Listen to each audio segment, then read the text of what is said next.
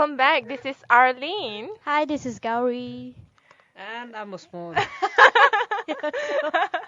Asmod. Today we have a very interesting topic, Asmod. What is it the topic we are going to talk about? We're going to talk about beauty standards and what that means. So it's a very broad topic. I'm excited to talk about it, actually. Yeah, actually, it's something that I feel very strongly about too, because there is, of course, always the inner beauty and the outer beauty, but today we're focusing on The superficial outer, one. yeah, I guess the more on the physical attributes and mostly on how people view you and what's your perception of yourself as well. Yeah, and for me, my beauty standard is very simple. My beauty standard is just one thing. You need to always smile and present yourself in the best way you can. That's funny because you don't smile very much. I know. I'm trying my best to smile more. I'm so serious like all the time, so I'm trying to be more like relaxed and open and But what about like long hair, short hair? Because Well- you have very long hair now, so how would you feel like if you went pixie like me? well, actually, to be very frank with you, my beauty standard is all about being all natural. Like if you think the natural way of being yourself is short hair, you should embrace it. And I think in terms of like clothing and style, I always believe that you always choose something that is not trendy but classy, meaning that something that can last forever. I mean, I would rather buy something that can last for the next 5 years than buying something that can just last for one season, like for the summer, and then you just throw it away. I think it's kind of wasteful. If you know, that's just my way of to define beauty. I think for me it's more on confidence, because it's like what Henry Ford said, whether you think you can or you think you can't, either way you're right. And I think whether you think you're beautiful or you think you're ugly, either way you're right, because whatever that you think of yourself is what you're going to project, and that's what people are going to get. So as long as you believe in yourself, that you are confident, and you just accept yourself as you are, you accept all your flaws, your weakness, your strength, and nobody can ever use it against you again. Yeah, but that's internal confidence. Yeah, but I what think about the it external always part? Yeah, shows on the outside, because okay, I guess I can talk about this, that I used to have very low self-esteem, and I thought I was ugly, and true enough, everyone around me I think thought I was ugly too. I don't need the tissue, thank you. So what about you, Asmod? I think it's both for me. It's both external and internal, meaning there's a range of people. So like I don't know, like if there's if I have a particular face or particular physical feature in mind. But it's also like I'm a minimalist, so I like. Just like me. Give me high five. High five to you. Okay, it's a virtual high five. But it has also to do with how I interact with the people and what does it reflect about the interaction, and knowing the person in different situations. Yeah, and it's also maybe sometimes it's getting used to friends, because like for some people, if I say it's hard for me to objectively tell whether my sister is beautiful or not, because I've known her for such a long time, right? So She's just another face to you. Am I right? no, meaning I think the objectivity dies after a certain point. So I think it's also maybe a habitual pattern. I'm not sure about what to tell exactly. But I always feel that we tend to exotify things that is not standard to our own culture. What is exotify? For example, I'm talking about Asians. We tend to exotify Westerners because they have features that Asians do not have. For example, colored eyes, green or blue, or even his color, and colored hair like blonde hair, red hair. And for Asians like us, we either have yellow skin or dark skin, or we have almost all of us have black hair. I mean dark hair. So I think when we look at Westerners, we tend to see them, wow, they look so different than all of us. They're so beautiful. And yeah, speaking of skin color, I guess in Asia, but specifically in Malaysia, we are so obsessed with lightening our skin, and that the skin products are so famous here. And I remember when I had a friend over from US, she was shocked. She was like, "Why do you guys have skin whitening cream? Like, what does that do? It makes you white? Who wants to be white?" And I was like, everybody here. And yeah, well, we are so, especially being an Indian, I think it was really hard growing up with dark skin, because nobody actually thinks you're beautiful, and that's why I guess why I focus so much on inside, because eventually it has to come from you, because nobody's gonna tell you you're beautiful. And talking about the skin color, say having a dark skin might help you if you lived in a place where you Yeah, in received terms much of practicality, sunlight. right? So if people and it's also nowadays I think it's much about how the marketing like industries and the companies play out. It's always wanting to be the other person, right? So the like. So do you always wanting to be the other person? I'm asking you No, I think personally. how I'm just observing the trend, how industries play out the exploitation or the weakness that people do tend to have. Say people want to, and who do they project image as? Like in say, I even like saw news like somewhere in the web where like a girl from Africa, she went through a plastic surgery to look more like to have more lighter skin. To me, it didn't make any sense. Cause why do you do that? Why do you have your like? I Yeah. Yeah, I agree. Like different culture have different beauty stand. I mean, I wouldn't say beauty standard, but different feature of society. Like for example, I mean maybe I couldn't say for myself because I'm mixed, but for me, like beauty is about embracing yourself and make the best of out of what you have, the feature that you have, and for example, when I talk about skin color, I always feel that sometimes it's the pressure of community and parents also. Like I still remember when I was in high school, I loved playing tennis so much that I never really care about the sun. I mean, although I wear sunscreen because you want to avoid diseases like cancer and all that, but I never have a second thought about, oh, darker skins means you are ugly or you're less attractive. But at that time also, like people will start commenting, Arlene, you look darker, you're not beautiful, you need to stay out of the sun. Even at that time, I still remember there's a guy who had a crush on me. He also said the same thing, and it got me so angry. It's like, what? Because I told him, What like, did he say? I told him I want to I told him that, oh, I play tennis, that's why I got dark. He said that you should stay out of the sun, you will not look that nice if you stay, you always go out. And I don't know, to me, I feel that maybe it's the mindset of me at that time. I feel that if if I'm only being judged by having a certain beauty, I don't want to be that kind of person. I want to be judged by something that is more than just beauty, like your intelligence, your demeanor, your personality, anything else other than beauty. And I think we are largely conditioned by our societies in thinking like what's really beautiful. So there are places in the world where being fat is actually considered beautiful. It's the case in Mauritius, and I read that like girls are fed as much as 16,000 calories, where you normally need all you need is like around 2,500 calories per day, and the girls are fed just so that they can be more plump. And in their societies, it's considered good because like fatter girls are thought to be more productive. Maybe they require some heavy physical tasks to do, so it's suited for their society. Whereas in other cases, there's also body painting, right? So tattooing and like having all those body images. So even now, like people have different beauty standards, and I think we human beings we live in societies and we're conditioned based on that.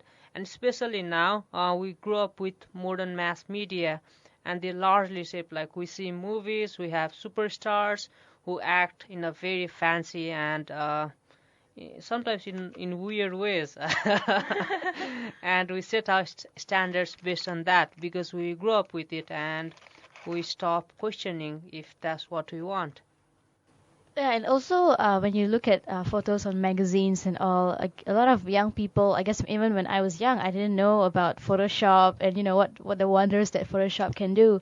So you actually grow up believing that this is the real definition of beauty. Like, Or they always look like that, like all the yeah, time. exactly. In Like this is reality, just they who don't. she is, and she has this fair, flawless skin and long wavy hair, and also it leads to a lot of teenagers, even like a lot of my friends and all, who are constantly obsessing about trying so many different skin products, trying to achieve that flawless skin. But the truth is, no one can actually get that kind of skin because it's just Photoshop.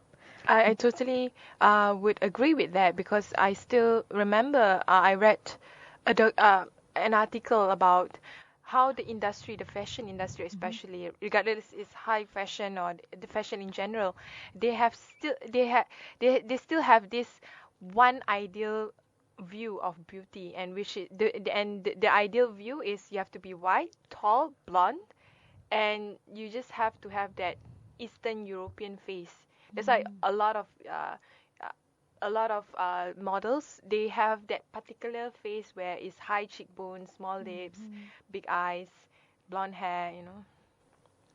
And there are so many, say, mental disorders now that are associated with body image. Say, I was writing a paper on mental disorders and depression last year, and I found that many college students in US, like they have this image, they go from like eating disorders because they want to have a very ideal image, and because not all people have that, and people work out very rigorously just to have a certain image which we see in mass media, and say models like they project an image of a very particular kind. Say even the Barbie doll that we see, like nobody has that body figure, but still is considered an ideal image. So like right from when kids grow up, we present them with toys, like girls play with Barbie toys, and like they have a particular body figure which nobody has, and boys when they play with superheroes like Superman and G.I. Joe and things like that, they tend to be very muscular. So even without consciously telling them, hey, this is what you should be like, while handing them the toys and things to play with, or even when they watch movies, I think we are like the kids are being like indirectly told, hey, this is what like macho man is like, or this is what a beautiful woman is like. So we don't have to tell the kids when they grow up, okay, this is what we think as beautiful. Yeah, And it's by the true. time they grow up, yeah, they're just like Even And until mhm. now, when you watch a Victoria's Secret fashion show, you just want to kill yourself because you Really? know that you're not going to get that body unless you go Mhm. through like a very, very strict regime of working Mhm. out and all. But it also, I mean, the fashion industry is all about fantasy, selling fantasy. So I guess what they are selling to us is a fantasy that we want to be in, but we can't. But that's why we keep on obsessing with it. That's why I believe it. So whenever I watch this fashion show and all that, I always condition myself that this is just a movie. It's not real. It's just a way for us to entertain ourselves. It's just like reality TV show. But you read an article which I thought was interesting regarding on different perception of beauty standard around the world, and they used just one girl to explain it. Yeah, that's right. This one girl, she took a photo of herself and she sent it to. It was just a plain photo, and she sent it to all different parts of the world, so many different countries, and she asked them to Photoshop this particular photo according to what beauty is in your country. And the result, I think it's crazy. And in some places, it's so they made so much changes that you can't even recognize her anymore. However, like a couple of countries actually did just leave the picture as it is. And I think the most shocking one for me is Philippines, because they gave her this big volumized hair that Ah, just like drowned her face. wow. And yeah, it's and in Germany she became really really white, like whiter than usual, like 5 times whiter. Wow. Interesting how Photoshop can actually change your race in a way. Um, a- another thing I want to highlight is which is actually a recent trend of Westerners wanting to become Asians. And I think it started with the explosion of the Korean pop culture around the world. So there's this one Brazilian guy. He was so obsessed with Korean songs that or Korean pop culture that he wanted to be a Korean himself. Yeah, that's right. This Brazilian guy with blonde hair and green eyes, which most Asians would kill for, I think. I guess he went to Korea to spend some time over there, and he really fell in love with the culture. And for some reason, he decided to go back to Brazil and have a plastic surgery to make him look exactly like a Korean. And it actually didn't work out at the first try. He had a few operations, multiple operations actually, especially to make his eyes really, really small, and to Your get lead eye. yeah, to get that Asian eye. And he looks so different now, and he actually thinks that I look a lot more handsome this way. And yeah, of course, if you go to the comments section, there is an outrage from a lot of people, especially Asians. They were like, why would you give up your blonde hair and green eyes to look like an Asian? That's interesting because I was watching a documentary and it said like 1 in 5 women in Korea, they go on like some form of plastic surgery, and what they want is like have Western outlook, say bigger eyes, because they don't usually have that. Stronger nose. Yeah, so those are the features, and it's a documentary by Vice, or like if you go to YouTube, probably you can find it. And a girl, like a Chinese girl had come to Korea to do a plastic surgery, and when the interviewer told her, hey, like you are different than me, but you are beautiful. And she was kind of disappointed because like she wanted to look more Western, and somebody told her like you're just beautiful as you were, and she didn't look at Western enough. So like not and associating beauty with like just physical features, yeah, of course, like there's some say to that. The physical attraction is gonna be there, but if you largely always depend on it, like, you can turn like 40, 50, have wrinkled skin. Yeah, I think that's a very very good point. We cannot deny that, yeah, probably physical beauty is also important, but maybe plastic surgery is a bit too extreme, because if you go to YouTube, you can find like a ton of videos on how to enhance your features, what's the correct way to wear makeup, or what clothes to wear even. And yeah, I'm not gonna deny maybe physical beauty is important to a certain extent, but there are a lot of other ways to do it, rather than just to say, oh, I want to look like this, I want to look Western, or A couple of months ago, there's this beauty pageant. I think it was a Korean beauty pageant, and then they put all the Korean ladies next to each other. I think there were like probably 20 of them.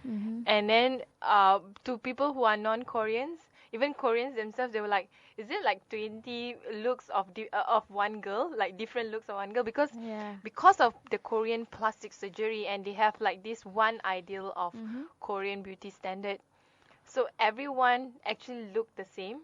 I think I saw that photo as well. With just a different hairstyle, different clothing, a different hair accessories. color. Yeah, and to me it's like, this is dumbfounding. Like, how can you want to look like someone who is like how can you just have that one particular look?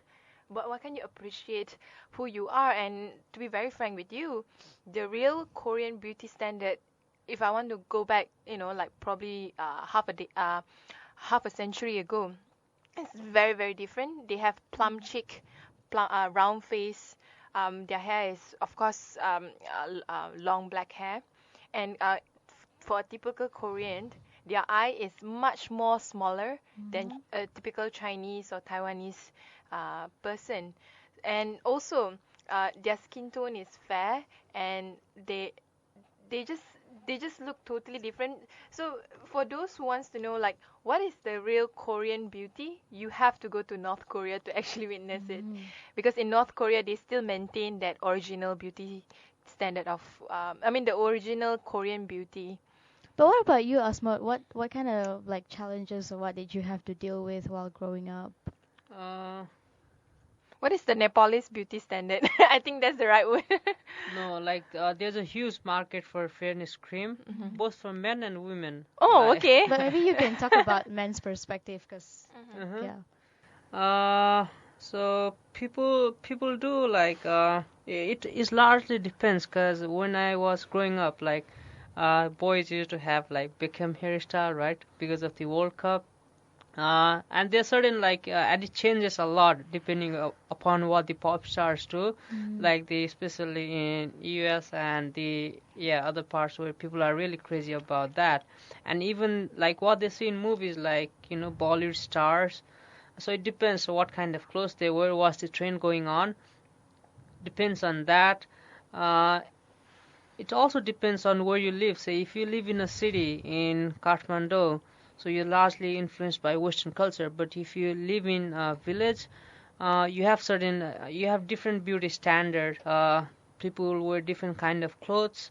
Uh, People have you used to tend to have different kind of mindset if you go towards northern versus southern region, because the climate is different, the culture is largely different, people speak different languages, and it largely depends where you grow up and what kind of perception you have. Hmm. Well, at the end of the day, I guess is to appreciate who you are as a person, and not be too swayed by fashion trends, or by admiring, or by exotifying, other cultures. And have you heard of this thing called yellow fetish? No. Yeah, so What is I, yellow I fetish?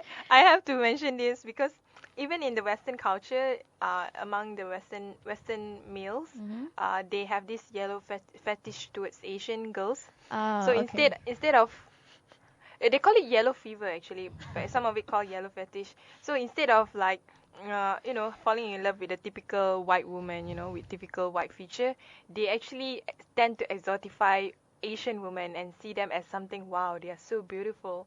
So even for Asian women who see themselves, oh my god, I'm so ugly, I'm dark, or I'm Mm. yellow, to them, to the Westerners, they are like, oh my god, you are so different and Mm. so exotic. Why can't you just I appreciate who think it you shows are? in all the movies as well. You know, Mm. the hot chick is always Asian. You see, like Lucy Liu, or like what's her name, Michelle Yeoh, Oh, Ashawa, right? Is it? Aishwarya Rai. Yeah. Yeah, that's right. Yeah, All these Asian women are portrayed as like the hot girls, the Mm. exotic beauty from like the other part of the world. Hmm. I actually my favorite like Asian beauty so far I think is Zhang Ziyi, because I Mhm. think she maintained um her real Chinese feature without like like go through surgery and all that, and I really admire her and her personal confidence as well. Speaking of movies, I just want to bring up the fact that I don't know if you know this, but if you watch Tamil movies, you will not find one actress with dark skin. Really? Every one of them from back then up until today, We need a everyone revolution here. everyone has fair skin, like very fair skin. And I Hmm. also saw this one interview by this actress. I think her name is Nandita, if I'm not mistaken, and she actually has a pretty dark skin, a bit like me. And it seems that somebody told her, hey, if you want to go far in this industry, you've got to lighten your skin, otherwise it's not gonna work. And she said, screw this, I don't want to be an actress if that's what you expect of me. So in the end, did she become an? She no, she quit acting, but she's doing a lot of empowerment Mm. things now to because in India especially, the obsession for fair skin is very very rife. And yeah, so she's working on talking to young women to just accept yourself as you are, be proud of yourself, and you don't need to have lighter skin to feel good Mm. about yourself. So I guess at the end of the day, like I said, at the end of the day, I think the most important thing is don't have. I think we should have our own personal beauty standard rather than having a beauty standard that is determined by I other couldn't agree cultures. more with that. it Yeah. it always goes back to yourself. Mhm. For me, my own beauty standard is have enough sleep and smile more. Okay. Okay, that's all for today. And don't forget to follow us on Facebook and Twitter, as well as to subscribe to us at durianasian@gmail.com. And always listen to us live at durianasian, www.durianasian.com, Or if you don't have a laptop in front of you, you can always go to our you can always go to your Play mobile. Store. Yeah, go to your Play Store and download the TuneIn app and TuneIn app and listen to us via your mobile. That's all for today. Thank you.